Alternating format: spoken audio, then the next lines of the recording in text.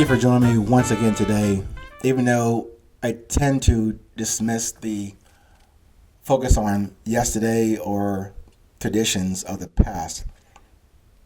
Maybe you heard me yesterday from a different episode. Maybe you downloaded one from a year or two ago.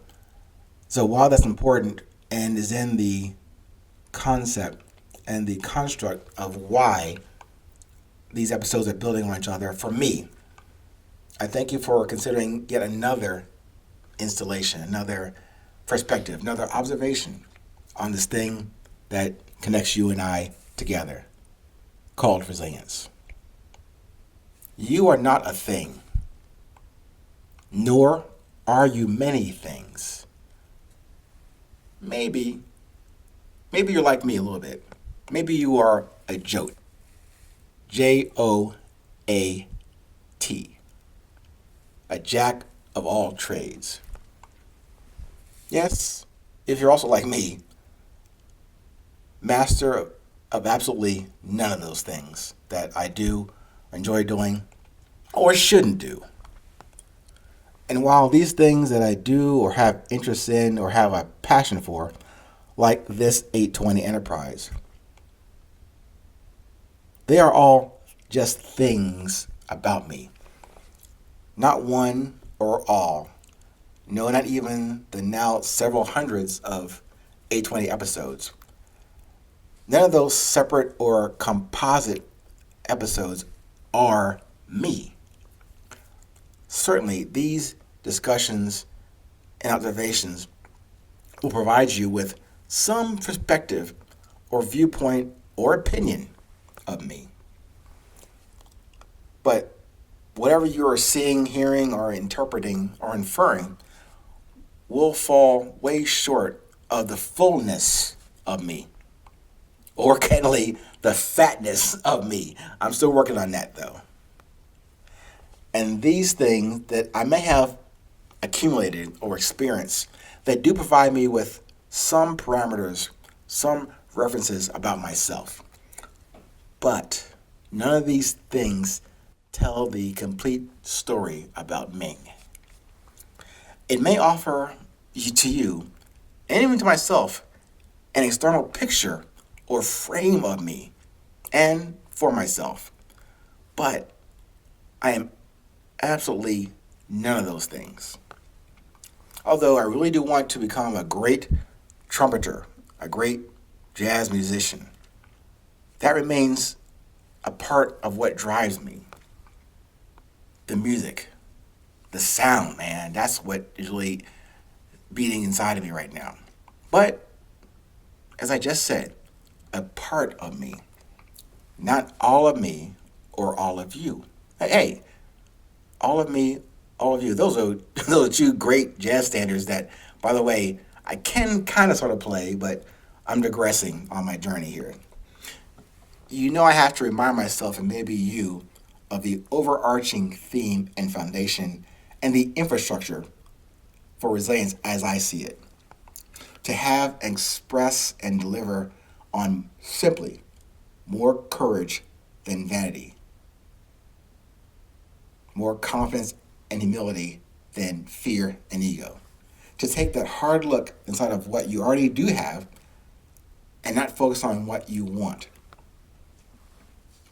The reason for this message and purpose, as I continue to appreciate and practice it each day, if not for each and every moment of each day, this is, again, the forward reset on my baseline definitions and application and lessons of learning each and every day.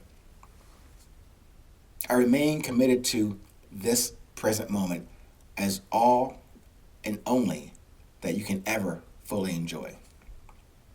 Not yesterday or tomorrow. I'm asking you to put your observations and how you communicate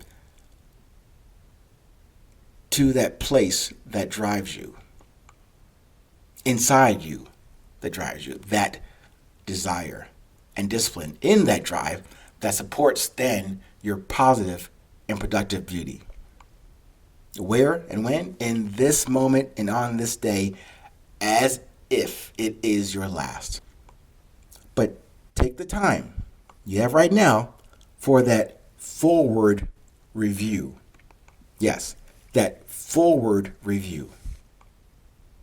Not on what you did yesterday or will hypothetically do tomorrow. What you can do right now in this moment. Even as a mental gymnastic move right now. Maybe as simple as a stretch, a push-up, a call to a friend, a greeting to another human being that you don't know. Singing, playing part of a tune on your instrument. But whatever it is, take that small baby step forward with love, with positivity, and with yes as the parameters for that engagement. Do it with the fullness or thinness or fatness, with the all of you. You are not a thing. Yes, you are a God. Little g, little g. So when you get a chance, also, if you get a chance to review other episodes, I have suggested and reminded myself and you to get that book called The 3 Magic Words from Mr. Anderson.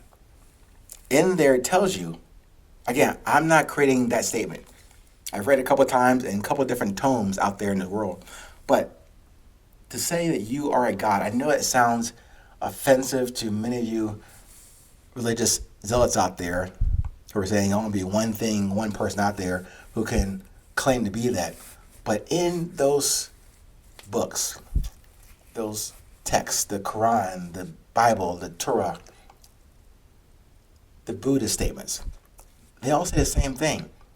But somehow, some way, many of us have decided to, that's fantasy, that's fiction, that's made up stuff. It doesn't apply to you and I, these lowly, crawling human beings on this planet, doing things that are not in the book, but feel good, doing things that taste good, doing things that make us feel better in a competition or comparison mode.